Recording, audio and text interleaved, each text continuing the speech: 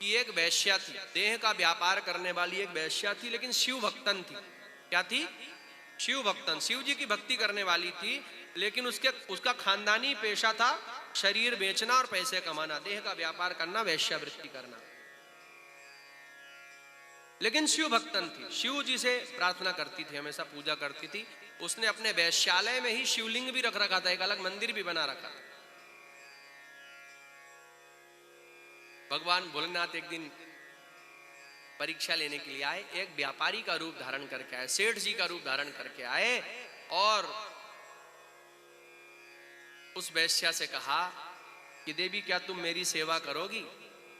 अब भगवान, अब सेठ कैसे बन के आए भोलेनाथ कि बस हीरों के हार, बाजूबंद और एक पद्मराग जैसे मणि का कड़ा, उसमें हीरे पन्ने माणिक्य आदि लग रहे हैं उस कंगन में, कड़े में, ऐसे दूर से ही देख लग रहा है ये बहुत बड़े धन्ना सेठ है।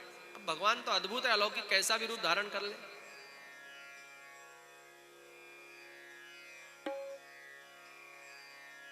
अब जब भगवान उसके पास गए, कहा क्या तुम मेरी सेवा करोगी? बोले बिल्कुल करूंगी, लेकिन यदि आप अपना कंगन मुझे दे दें तो मैं आपकी सेवा करूंगी, क्योंकि मैं धन लेकर के ही किसी को अपना शरीर देती हूं। तो उन्होंने कहा कि अच्छा एक काम करो, यदि मैं कंगन दूंगा तो क्या तुम 3 दिन के लिए मेरी पत्नी बनोगी? क्या कहा? 3 दिन के लिए मेरी पत्नी बनोगी क्या? 3 दिन तक तुम अपने वैश्यालय में किसी पर पुरुष को, दूसरे पुरुष को मत बुलाना। अब वो तो करोड़ों का था कड़ा ही, उसने सोचा वाह इतना महंगा कड़ा। अवश्य उसने कहा 3 दिन तो क्या कहे, आप जब तक कहे मैं आपकी पत्नी बनूंगी, लेकिन 3 दिन का मैं वचन देती हूँ। क्या देती हूँ? वचन देती हूँ कि जैसे एक नारी अपने पति की सेवा करती है, उसी प्रकार मैं आपकी सेवा करूंगी। भगवान बोले ठीक है, बढ़िया, बहुत। अब रात्रि का समय हुआ, उसने भगवान की विधिवत भोजन कराया। भोजन करा करके भगवान ने जब भोजन कर चुके और शयन के लिए जाने लगे, सोने के लिए जब जाने लगे बिस्तर पे, तो भगवान ने कहा देखो मेरे थैले में एक मणि जड़ित शिवलिंग है, मणियों से बना हुआ शिवलिंग। ये शिवलिंग मैं अपने पास हमेशा रखता हूँ और पूजा करता हूँ, तो इसको तुम किसी सुरक्षित स्थान पर रख दो, क्योंकि सोते समय मैं अपने थैले में शिवलिंग को कैसे रखूंगा, इसलिए कोई पवित्र स्थान पर रख दो।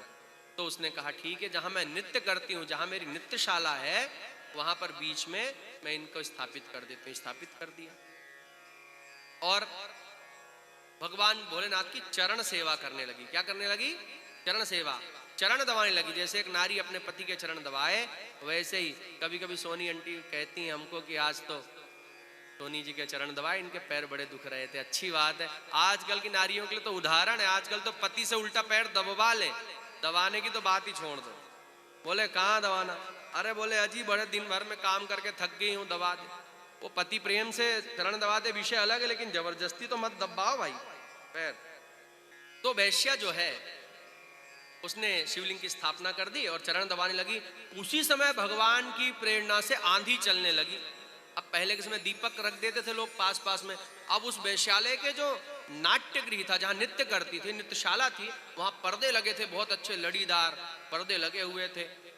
अब उन आधियों से कुछ पर्दे जो है वो दीपक में टकरा गए और उसमें आग लग गई भगवान की माया से।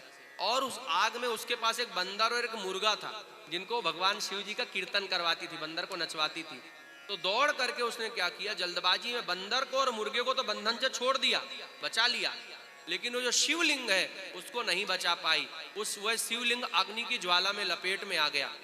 अब शिवलिंग नष्ट हो गया। तो रात्रि में ही उन सेठ जी ने कहा, जो भगवान भोलेनाथ ही सेठ के रूप में है, बनिए के रूप में, व्यापारी के रूप में, उन्होंने कहा अरे देवी तुमने तो कहा था कि मैं आपके इस शिवलिंग की रक्षा करूंगी और अब नहीं कर सकी, लेकिन कोई बात नहीं, तुम्हारा भी दोष नहीं, अग्नि बड़ी भयानक थी, लेकिन मैं शिव के बिना नहीं रह सकता, क्योंकि मेरे शिव अग्नि में जल गए, ये शिवलिंग अग्नि में जल गया। देखो प्रेम से कैसे भगवान मिलते, मैं ये बता रहा हूं। आप सब लोगों के कर्म अलग अलग है, कोई किसी के कर्म में समता नहीं कर सकता।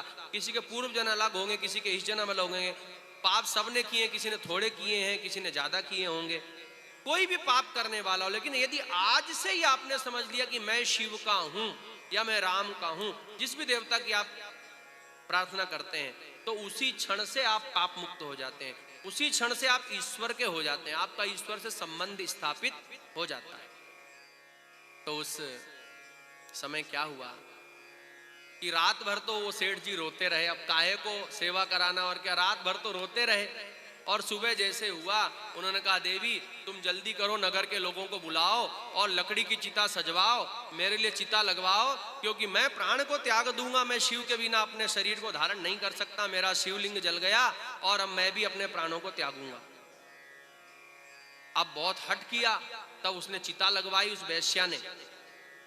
जब चिता लगवाई और भगवान शिव जी उसमें लेट गए, जो सेठ रूप में थे, जब लेट गए उसने नीचे से अग्नि लगवा दी। अग्नि जब लगवा दी उसके बाद में वैश्या कहती है सभी लोगों से, जो उसके स्वजन थे उनसे कहती है कि क्योंकि मैं 3 दिन के लिए इनकी पत्नी थी, क्या थी, पत्नी थी, तो इस पत्नी धर्म के कारण मैं सती होना चाहती हूं, क्योंकि मेरे पति अग्नि में जल करके उन्होंने अपना प्राण त्याग दिया, तो मैं भी उनके साथ अग्नि में जल करके अपने शरीर त्यागना चाहती हूँ। है वैश्या, लेकिन सत्य धर्म पर कितनी अड़िग है। उसने क्या वचन दिया था कि 3 दिन के लिए पत्नी रहूंगी, तो पत्नी धर्म निभा रही है। वो जैसे ही अग्नि में प्रवेश करने लगी, तुरंत भगवान शिव जी प्रकट हो गए, उसका हाथ पकड़ लिया। कहते देवी मैंने तुम्हारे प्रेम की परीक्षा लेने के लिए ही इस वैश्य के रूप में, अर्थात की व्यापारी के रूप में, सेठ के रूप में आया था। तुम वास्तव में मेरी बहुत ही प्रिय भक्ता हो। और भगवान ऐसा जब कहते हैं, उसने कहा भगवान अब मुझसे अब ये वैश्यावृत्ति नहीं होगी, अब मेरे शरीर का स्पर्श आपने कर लिया है, तो अब मैं नहीं चाहती कि मेरे इस शरीर को कोई दूसरा पुरुष छुए। इसलिए भगवान इस शरीर को न जाने कितने पुरुषों ने भोगा, लेकिन अब आपके स्पर्श से, जैसे पारसमणि के स्पर्श से लोहा भी सोना बन जाता है, वैसे मैं आपके स्पर्श से पवित्र हो गई हूँ। भगवान अब मैं नहीं चाहती कि शरीर अपवित्र हो, इसलिए आपको देखते देखते ही मैं अपना शरीर त्यागना चाहती हूँ और आप में लीन होना चाहती हूँ। शिव जी को देख करके ही उसने अपने शरीर का त्याग दिया। जैसे ही शबरी ने राम जी को देखकर जिस प्रकार शरीर का त्याग कर दिया था, उसी प्रकार इसने शिव को देख करके शरीर का परित्याग कर दिया और शिव में लीन हो गई। देखिए ये प्रेम की बात है। यहाँ भी धन वैभव की बात होती और वो कहती अरे मेरे तो इतने बड़े बड़े घर बन जाए, मकान बन जाए, ये हो जाए, भगवान काहे को प्रकट होते। धन की इच्छा ही होती तो अग्नि में जलने की बात ही क्यों करती। जब हमारा शरीर से मोह कम हो जाता है, तो शरीर के रिश्ते नातों से मोह कम हो जाता है, तब भगवान से प्रेम बनने लगता है। भगवान से प्रेम जैसे जैसे बढ़ता जाता है, तो संसार से प्रेम धीरे धीरे कम होने लग जाता है।